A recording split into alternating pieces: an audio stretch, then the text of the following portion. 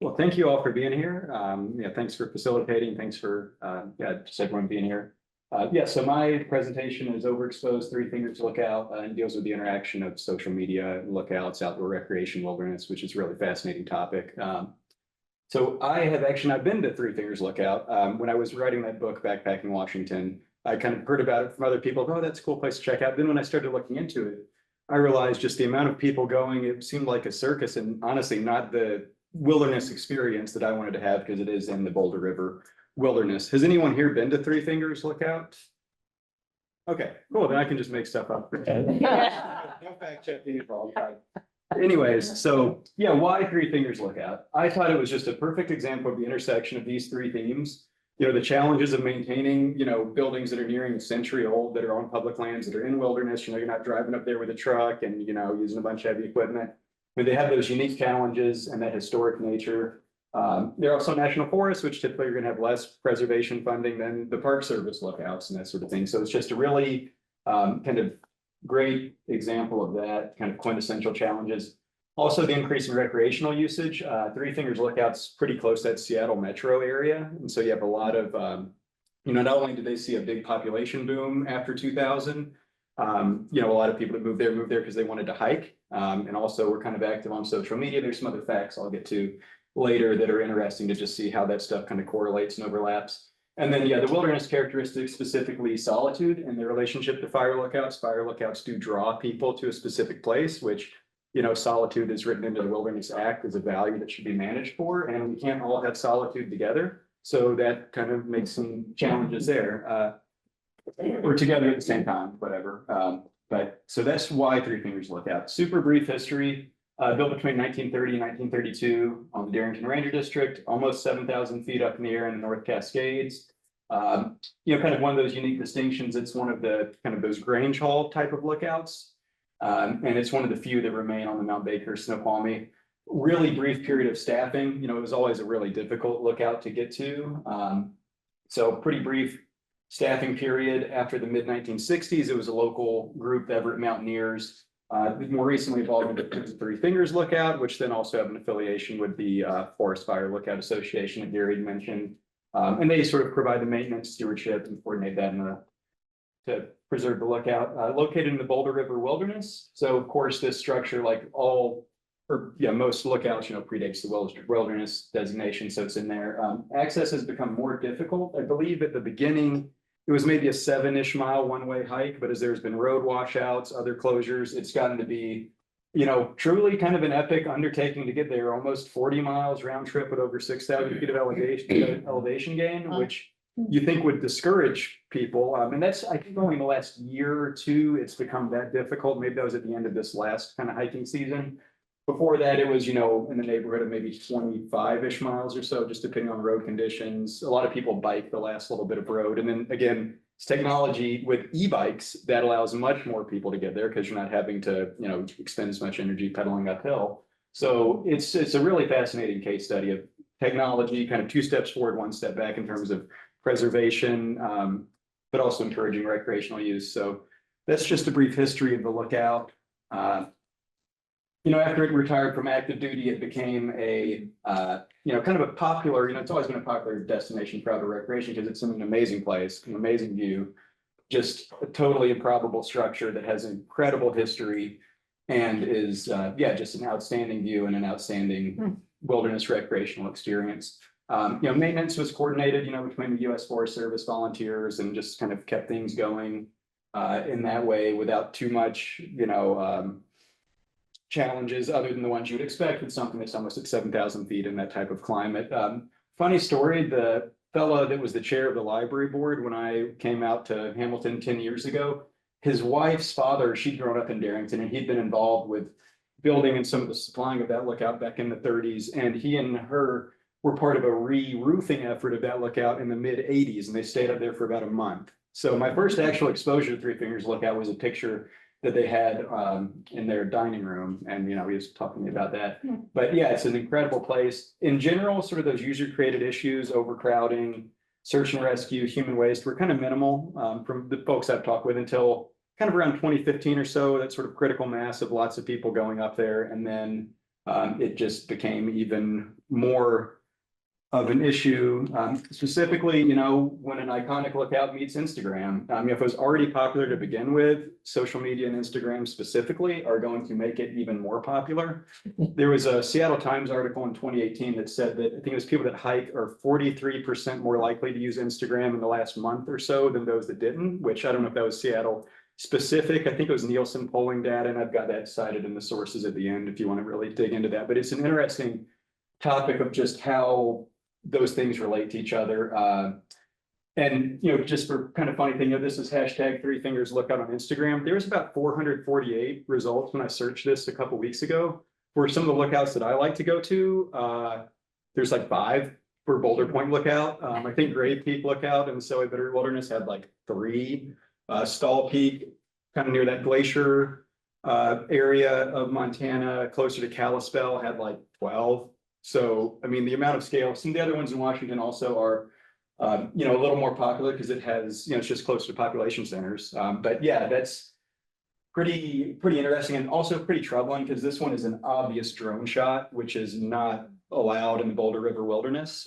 Drone use has been one of the issues and challenges that they have up there because people hike all the way up there and they kind of think they're entitled to do what they want to do.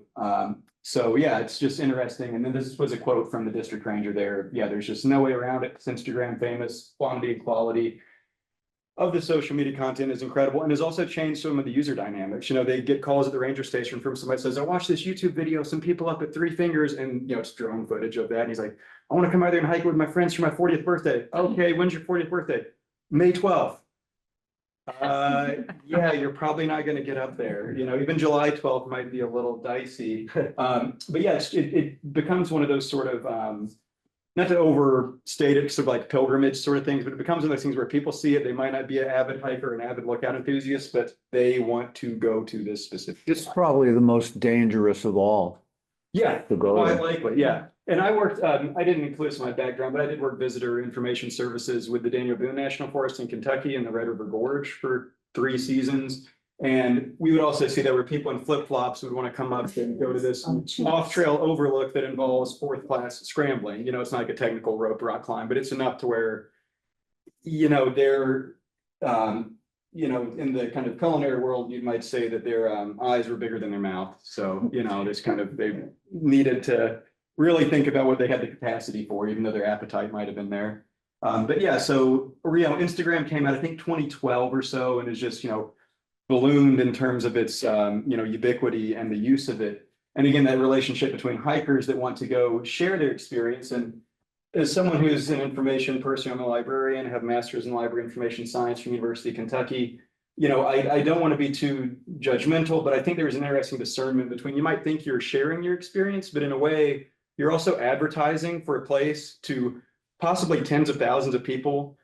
You're advertising a place that didn't ask to be advertised for. The land management agency that's tasked with carrying it doesn't necessarily have the capacity to deal with that increased use. So there's sort of an interesting ethical qualm, or at least question, that I think is important to look at. So yeah, the use of 3 Fingers just kind of, I've heard estimates. Again, there's not a great, record keeping up there because it's not a national park. They don't have those visitor use stats that are really, concrete.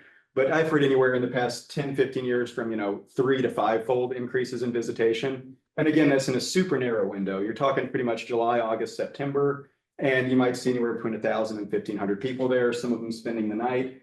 It's not uncommon from everywhere I've seen of upwards of 8 to even 12 people in a 14 by 14, 196 foot, like half the size of this room. I mean, maybe a third of it, people trying to spend the night in there. And I mean, that's not a user experience I would want to have. And yeah, it results in user conflicts, a lot more search and rescues, improper disposal of human waste. The Friends of 3 Fingers Lookout, kind of representative that I spoke with.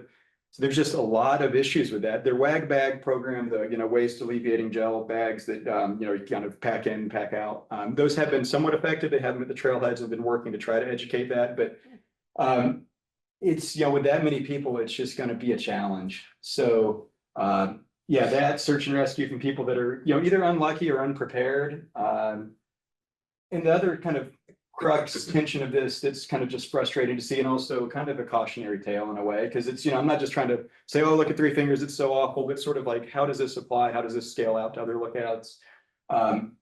Despite having more people going, there's not really been a meaningful increase in the amount of donations, the amount of people that are signing up to volunteer and help. It's sort of that dark side of outdoor recreation that's kind of consumptive. It's that sort of checklist mentality of, I'm going here, I'm doing this, I'm done. And that's just troubling to see. And there was High Country News a couple of years ago had an interesting article about does outdoor recreation really predict giving back and becoming involved in conservation efforts? And unfortunately, there hasn't been a lot of really rigorous academic study on that. But what has been found is it doesn't really predict that much unless it's super locally placed based, like your local park, this or that. But just going and visiting Glacier once doesn't necessarily mean you're going to really make conservation your sort of mindset. So that's been sort of sad to see. And of course, the drone usage I've mentioned, and then the decrease in the outstanding opportunities for solitude. And it's important to note that, like, from a management agency perspective, solitude is sort of the average over the entire wilderness unit. One place is going to be very crowded, be it a hot spring, a beautiful lake, a peak, whatever. There's going to be other trails that see a handful of people a season. So it is sort of the aggregate. But yeah, if you want solitude, don't go to Three Fingers. So those are the current challenges. This is also one that I saw that was really interesting to me. And I wrote an opinion piece for Trails Magazine about this. When I sort of, started looking at planning a trip, maybe to go to Three Fingers, what people were doing was using all trails in, April, March, February to try to claim dates there in August, or, coming from London, aiming for the 15th, May 24th to 27th, not going to happen, solo. And again, like, even if this was, I don't know, like Reinhold Messner or somebody that was claiming that solo, I'd probably be like, oh, bold. Okay, cool. But other sort of things where you're kind of like, it's hard to say, I don't want to try to prescribe anything of what people's motivations are, what they're planning to do, but I think it's hard to say that you're not trying to claim dibs when you're saying, oh, I'm going up there. So that was sort of, I thought it was kind of problematic. And I do have a sort of, I have a few copies of that opinion piece I wrote. If you want to read one after the conference, let me know, because Trails doesn't do any digital stuff. They just do an analog quarterly magazine. But they were. So Mark, this is completely different than like the rental system, where Absolutely. people Yeah, this is like a reserve. wildcat version of people just on a totally. This isn't even like a real hiking, thing. yeah, it's just a hiking app that, Yeah. people use, which can be helpful for trail conditions. Like, hey, the bridge is washed out, wait to go later. There's still 18 feet of snow or whatever. Yeah, no, this is people, months ahead trying to basically say, hey, me and 4 friends are staying here these nights, with the sort of implicit thing of don't come. Yeah, I mean, it's just, yeah. So. But in that region, there are at least 4 other lookouts that are first come, first served, that are Yeah. maintained by volunteers. Yeah. So that tradition does exist in that national forest. But this one is unique. And you just say hikers. I mean, clearly you need snow travel skills, you need rock climbing skills. Yeah. And that needs to be included anywhere it's posted. Yeah, and that's the thing, is people that are posting things, whether it's influencers or just everyday people, they don't feel like they have a responsibility to tell people what they're getting into. And that's where a lot of the search and rescue stuff happens, is they make it look so easy and that sort of thing and so glamorous, but then it's really challenging. And yeah, the other lookouts, Winchester Mountain, Hidden Lake, Mount Pilchuck maybe are the ones, those. There's another one. Those haven't seen the use of that of Check Their All Trails pages, and that hasn't spread. And I don't think it should. Because I don't want to see this thing going to hot springs or other stuff of, group of 5 camping at Stanley Hot Springs 3 months from now, kind of, it's not good. I would love to see it nipped in the bud, because I just don't think anything productive comes of using unmanaged, unregulated, unofficial social media apps to do that. An interesting thing though, All Trails was deleting some of those comments for a while. I talked to some of the users who posted and they didn't delete them themselves. That was something All Trails did. I reached out to All Trails for comment exhaustively. They, of course, like any big tech company, do not want to have anything resembling accountability or conversations with interested public. So that was a dead end, but it was interesting they were deleting those because they're totally irrelevant to the trail conditions report that All Trails is intended to do. So that was that. But what can we learn is I think first come, first served lookouts can provide incredible experiences for people. Some of the favorite ones I've stayed at are first come, first served, Grave Peak, Stall Peak, Boulder Point.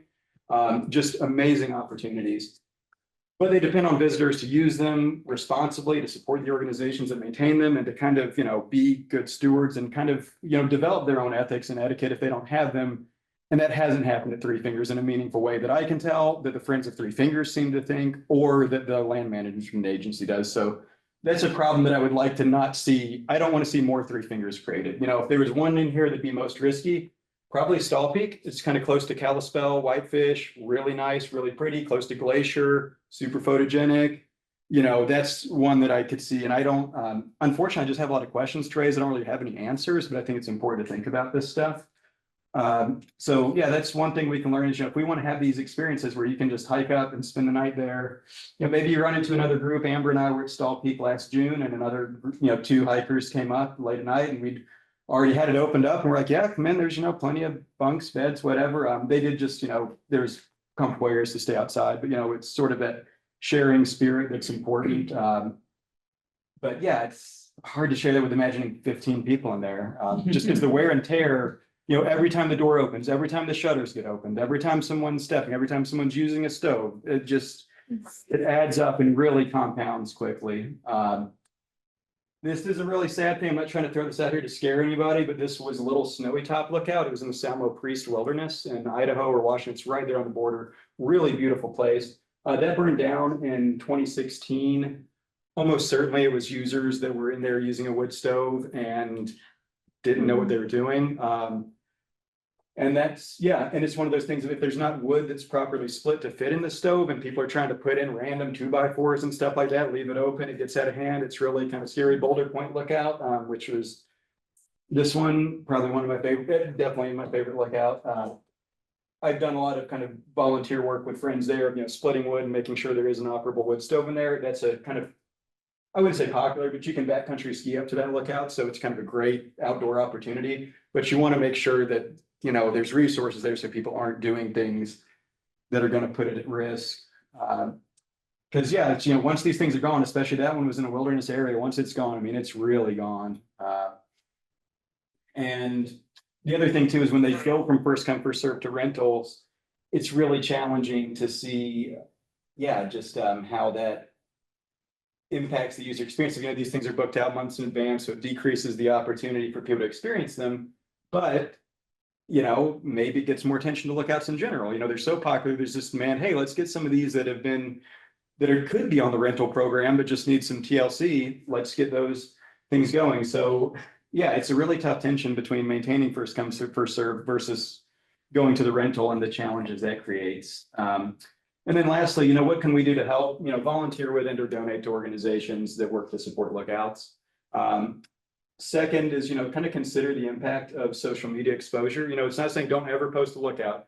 If it's something on a national park, or if it's one that's already in a rental program that's managed, there's this sort of infrastructure there, probably shouldn't lose any sleep over that. I think, the other ones, it might be worth thinking about what are the impacts of you broadcasting this out there? Why are you doing it? So on and so forth. But those are much more kind of philosophical questions to a certain extent. And then of course, support public lands and land management agencies.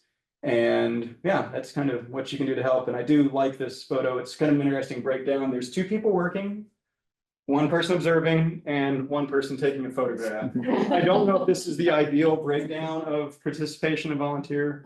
Then might want a little higher worker to photographer to observer ratio, but yeah, it's fun. And then in case anybody's interested, this is sort of, interesting reading. It's sort of some of the things I said that might sound as an opinion. I think it still is my opinion, but it's well supported by some of these studies or some of these other work done by journalists or conversations that I had with folks involved. So that's it.